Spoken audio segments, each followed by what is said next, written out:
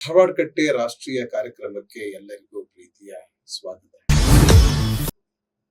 ಇಂದು ನಾನು ಶೇಕ್ಸ್ಪಿಯರ್ ಬಗ್ಗೆ ಕೆಲವು ಮಾತುಗಳನ್ನ ಹೇಳೋದಕ್ಕೆ ಬಂದಿದ್ದೇನೆ.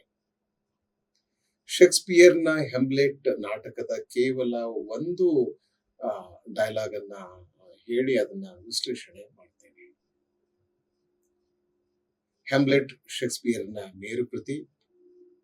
ಹೆಮ್ಲೆಟ್ ಶೇಕ್ಸ್ಪಿಯರ್ ಬರೆದ ಬಹಳ ಸುದೀರ್ಘವಾದ ನಾಟಕ. ಹೆಮ್ಲೆಟ್ ಶೇಕ್ಸ್ಪಿಯರ್ನ ಅತ್ಯಂತ ಮಹತ್ವದ ರುದ್ರ ನಾಟಕ.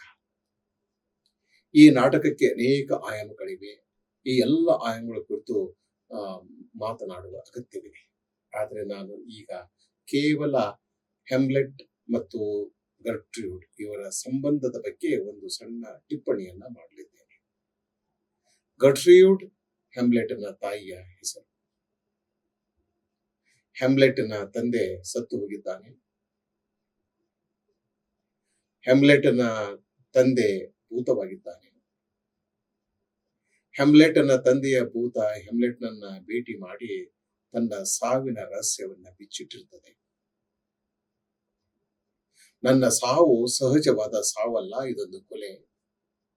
ನನ್ನ ತಮ್ಮನೇ ನನ್ನ ಕೊಲೆ ಮಾಡಿದ್ದಾನೆ.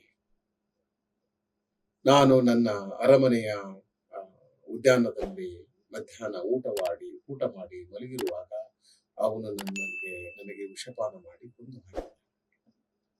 ನೀನು ಅವನ ಮೇಲೆ ಪ್ರತೀಕಾರ ತೀರಿಸಿಕೊಡ್ಬೇಕು, ಆದ್ರೆ ನಿನ್ನ ತಾಯಿಯನ್ನ ನೀನು ಬಿಟ್ಟು ಬಿಡಬೇಕು. ಹೆಮ್ಲೆಟ್ನ ತಂದೆಯ ಭೂತ ಹೇಳ್ತದೆ.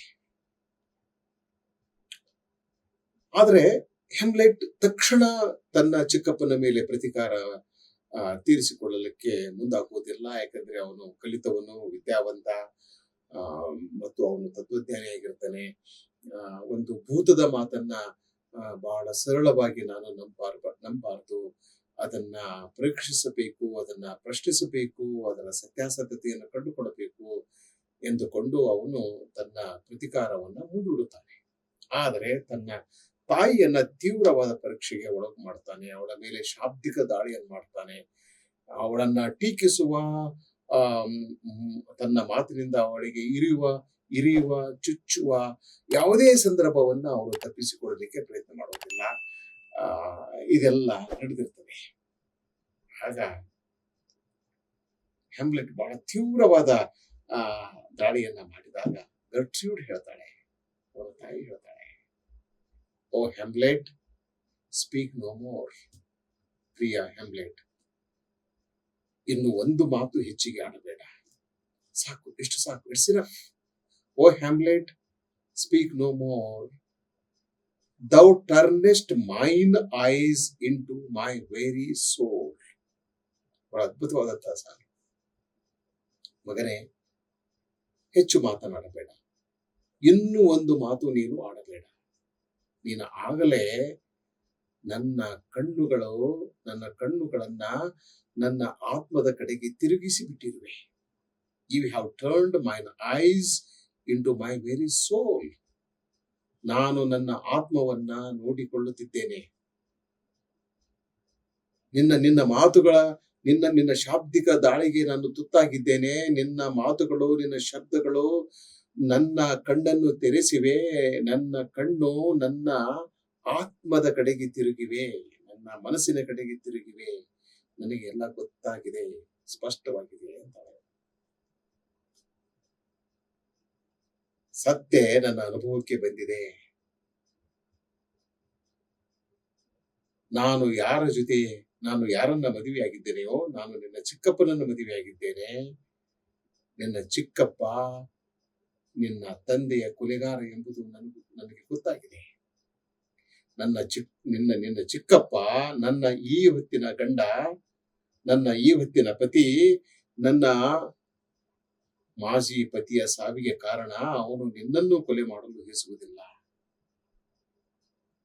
ನಾನೀಗ ನಿನ್ನ ರಕ್ಷಣೆಗೆ ಮುಂದಾಗಬೇಕು ಅಂತ ಅನ್ಕೋತಾಳೆ.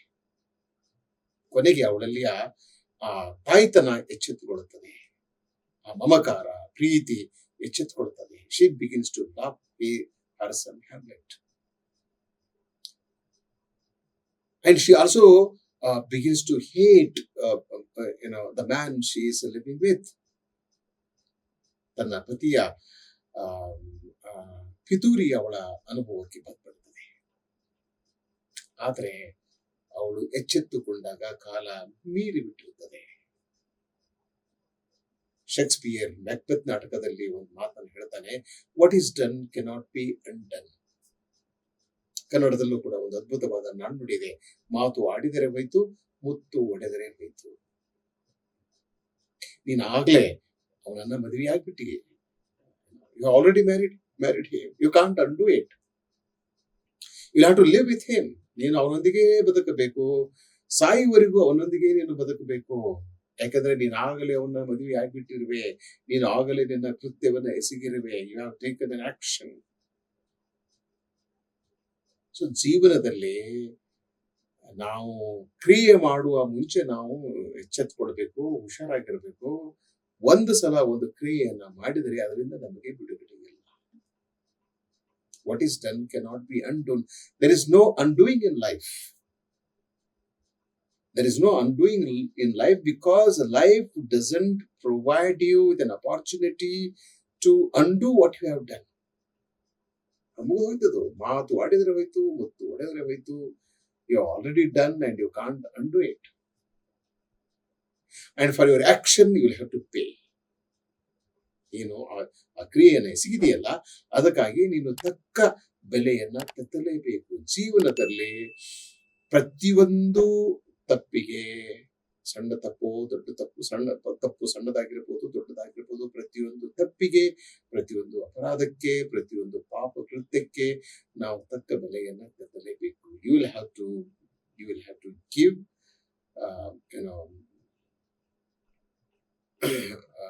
you will have to pay price for all your wrongdoings.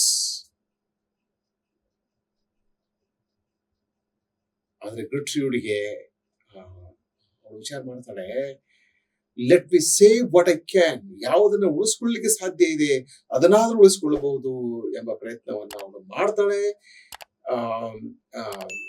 ಮತ್ತೆ ನಾಟಕದ ಕೊನೆಗೆ ಹ್ಯಾಮ್ಲೆಟ್ ಒಂದು ಲಿಯಾಟಸ್ನೊಂದಿಗೆ ಒಂದು ದ್ವಂದ್ವ ಯುದ್ಧದಲ್ಲಿ ತೊಡಗ್ತಾನೆ. ಆಗ ರಾಜ ಲಿಯಾಟಸ್ನ ಕೈಯಲ್ಲಿರ್ತಕ್ಕಂಥ ಆಯುಧಕ್ಕೆ, ಕತ್ತಿಗೆ ವಿಷವನ್ನ ಲೇಪನ ಮಾಡಿರ್ತಾನೆ.